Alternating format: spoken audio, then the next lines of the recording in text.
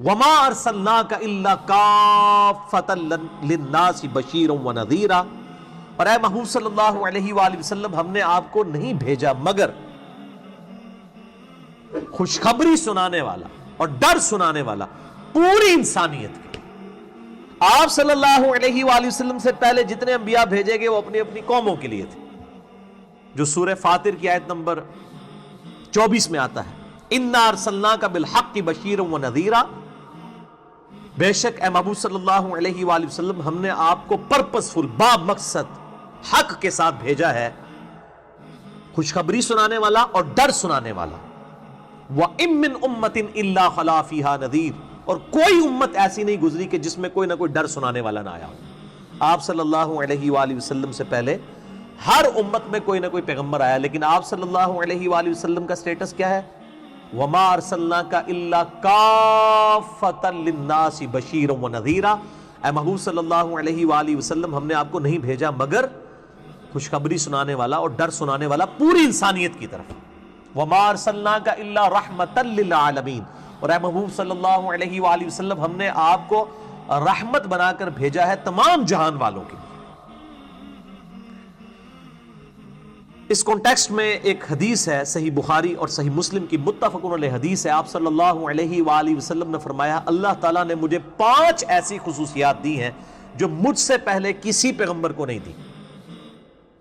Number 1، اللہ تعالیٰ نے مجھے پوری مخلوق کی طرف، پوری انسانیت کی طرف، جن و انس کی طرف پیغمبر بنا کر بھیجا ہے۔ آپ صلی اللہ علیہ وآلہ وسلم سے پہلے یہ نہیں تھا۔ اور یہ بھی یاد رکھیں کہ جو انسانوں کے پیغمبر ہیں یہی جنات کے پیغمبر بھی ہوتے ہیں، جنوں کے اندر کبھی کوئی پیغمبر نہیں آیا۔ تو اگلے زمانوں میں، اگلی امتوں میں، ہر علاقے کے اندر ایک وقت میں کئی انبیاء بھی ہوتے تھے، سیدنا یحییٰ علیہ السلام، عیسیٰ علیہ السلام، ایک ہی زمانے میں 2 پیغمبر گزرے۔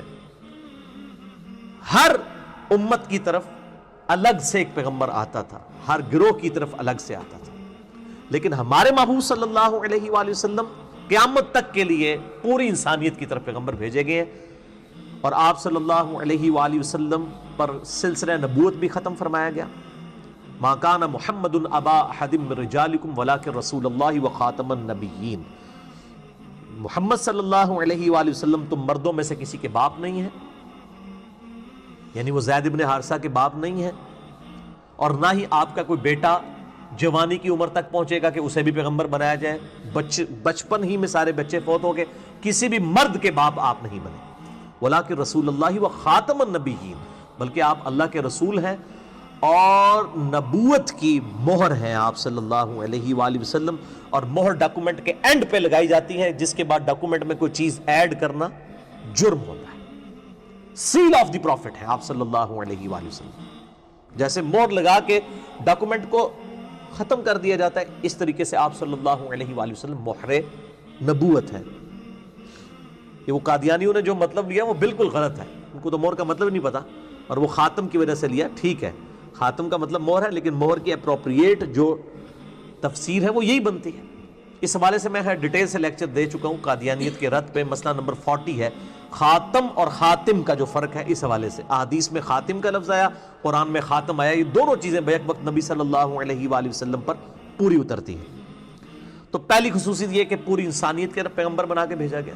دوسرا، مال غنیمت کو میرے لیے حلال کر دیا گیا۔ اگلے انبیاء میں جو جنگوں میں کافروں سے مال غنیمت ملتا تھا وہ اوپن میدان میں رکھا جاتا تھا، ایک غیب سے آگ آتی تھی جلا کے راکھ کر دیتی تھی، لیکن آپ صلی اللہ علیہ وآلہ وسلم کی امت کے لیے مال غنیمت، کافروں کا جنگ میں چھوڑا ہوا سامان حلال کر دیا گیا۔ تیسرا، پوری زمین کو میرے لیے سجدہ گاہ بنا لیا گیا، یعنی آپ صلی اللہ علیہ وآلہ وسلم سے پہلے نماز صرف مسجد میں پڑھی جا سکتی تھی، لیکن آپ صلی اللہ علیہ وآلہ وسلم کی برکت سے اللہ تعالیٰ نے یہ آسانی دے دی کہ پوری زمین پاک ہے، آپ صلی اللہ علیہ وآلہ وسلم کا امتی جہاں چاہے وہ نماز پڑھ سکتا ہے، زمین ساری کی ساری پاک ہے، اللہ یہ کہ کہیں پہ نجاست ہو، وہ ایک الگ سے چیز ہے۔ اچھا، چوتھی چیز، 1 ماہ کی مسافت سے اللہ تعالیٰ نے کافروں پر میرا رعب ڈال دیا، یعنی آپ صلی اللہ علیہ وآلہ وسلم کے امت کا رعب اللہ نے کافروں پر ڈال دیا، اور یہ تھا جب تک یہ امت واقعی اس ٹریک پہ تھی نا، اس امت کا رعب تھا۔ 1 مہینے کی مسافت سے کافروں پر، رومن اور پرشین امپائر کے اوپر رعب تھا، تبھی تو انہوں نے گھٹنے ٹیک دیے قادسیہ اور یرموک کے اندر۔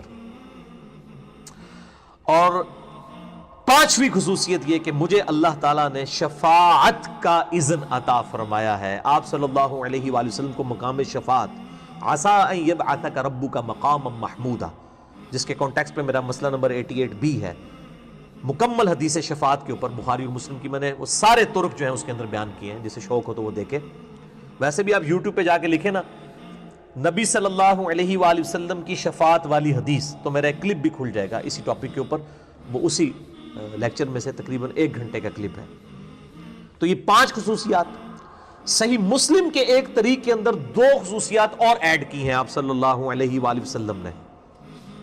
ان میں سے ایک خصوصیت یہ ہے، یعنی چھٹی، کہ مجھے جوامع کلمات کے ساتھ مبعوث کیا گیا. یعنی میں بات مختصر کرتا ہوں اور اس کا مفہوم بڑا گہرا ہوتا ہے، لمبی چوڑی بات نہیں کرنی پڑتی. اور دوسری خصوصیت صحیح مسلم کے اس طریق میں آئی ہے، یعنی ٹوٹلی 7ویں بن جائے گی، وَخُتِمَ بِيَ النَّبِيُّونَ، اور نبوت کا سلسلہ مجھ پہ ختم کر دیا گیا. یہاں پر لفظ خاتم نہیں، خاتم والا لفظ آیا ہے زیر کے ساتھ، کہ نبوت کا سلسلہ مجھ پر ختم کر دیا گیا، اب میرے بعد کوئی نبی نہیں آئے گا. تو آپ صلی اللہ علیہ وآلہ وسلم خاتم بھی ہیں اور خاتم بھی. یہ 7 خصوصیات بنی. اور ایک 8ویں ہے جو بخاری اور مسلم کی متفق علیہ حدیث ہے کہ اللہ تعالیٰ نے ہر نبی کو کوئی نہ کوئی معجزہ دیا تھا. مجھے اللہ تعالیٰ نے وحی کا معجزہ عطا فرمایا ہے، اور میں اللہ سے امید کرتا ہوں قیامت والے دن سب سے زیادہ پیروکار میرے ہوں گے، کیونکہ معجزہ سب سے بڑا ہے. تو یہ 8 خصوصیات نبی صلی اللہ علیہ وآلہ وسلم کی ایسی ہیں جو کسی پیغمبر کو نہیں دی گئی ہیں. نمبر 1، آپ کو پوری انسانیت کے لیے پیغمبر بنا کر بھیجا. نمبر 2، آپ صلی اللہ علیہ وآلہ وسلم کے لیے ساری زمین سجدہ گاہ بنا دی گئی. نمبر 3، آپ صلی اللہ علیہ وآلہ وسلم کے لیے مال غنیمت، کافروں کا چھوڑا ہوا سامان جنگ میں حلال کر دیا گیا. نمبر 4، آپ صلی اللہ علیہ وآلہ وسلم کی امت کا روب 1 مہینے کی مسافت سے کافروں کے اوپر ڈال دیا گیا. نمبر 5، آپ صلی اللہ علیہ وآلہ وسلم کو مقام شفاعت ملا. نمبر 6، آپ صلی اللہ علیہ وآلہ وسلم کو جوامع کلمات، یعنی بات مختصر اور مفہوم گہرا. اب یہ دیکھ لیں، انما الاعمال بالنیات، اعمال کا دار و مدار نیتوں پر ہے. بخاری مسلم دونوں میں حدیث ہے. بخاری کی پہلی حدیث یہی ہے، مشکات میں بھی پہلی حدیث یہی ہے. اب یہ ایک جملہ ہے لیکن اس کے اندر ایک قیامت مضمر ہے، یعنی سینکڑوں صفحوں کی کتاب لکھی جا سکتی ہے اس ایک حدیث کے اوپر. اعمال کا دار و مدار نیتوں پر، جوامع کلمات کے ساتھ. اور نمبر 7، سلسلہ نبوت مجھ پر ختم کیا گیا. اور نمبر 8، آپ صلی اللہ علیہ وآلہ وسلم کو قرآن کا معجزہ، وحی کا معجزہ عطا فرمایا گیا. یہ آپ صلی اللہ علیہ وآلہ وسلم سے پہلے کسی پیغمبر کو یہ خوبی نہیں ملی کہ کتاب اس کا معجزہ ہو قیامت تک کے لیے، کیونکہ آپ کی نبوت قیامت تک کے لیے تھی، معجزہ بھی قیامت تک کے لیے ہونا چاہیے تھا. آج عیسیٰ علیہ السلام، موسیٰ علیہ السلام کا معجزہ ہم دکھا نہیں کسی کو سکتے، لیکن اپنے محبوب صلی اللہ علیہ وآلہ وسلم کا معجزہ دکھا سکتے ہیں. اس پہ میرا ایک ڈیٹیل لیکچر ہے، جسے شوق ہو وہ ضرور دیکھیں. مسئلہ نمبر 85، قرآن اور قتال، ہمارے محبوب صلی اللہ علیہ وآلہ وسلم کی 2 خصوصیات. ہماری ویب سائٹ اہلسنتپاک.com پہ میں نے ڈیٹیل سے اس ٹاپک پہ ڈسکشن کی ہے. اسی آیت کے اوپر آج کی ہم گفتگو مکمل کرتے ہیں. سورہ سبا کی آیت نمبر 28 پہ، وَمَا أَرْسَلْنَاكَ إِلَّا كَافَّةً لِلنَّاسِ بَشِيرًا وَنَذِيرًا وَلَكِنَّ أَكْثَرَ النَّاسِ لَا يَعْلَمُونَ. لیکن اکثر لوگ اس حقیقت سے ناواقف ہیں. ہم نے اپنے محبوب صلی اللہ علیہ وآلہ وسلم کو تمام انسانیت کے لیے ڈر سنانے والا اور خوشخبری سنانے والا بنا کر بھیجا ہے. جو لوگ اللہ کے نافرمان ہیں ان کے لیے ڈر سنانے والا، اور جو اللہ کی اطاعت اختیار کرنے والے ہیں ان کے لیے خوشخبری سنانے والا.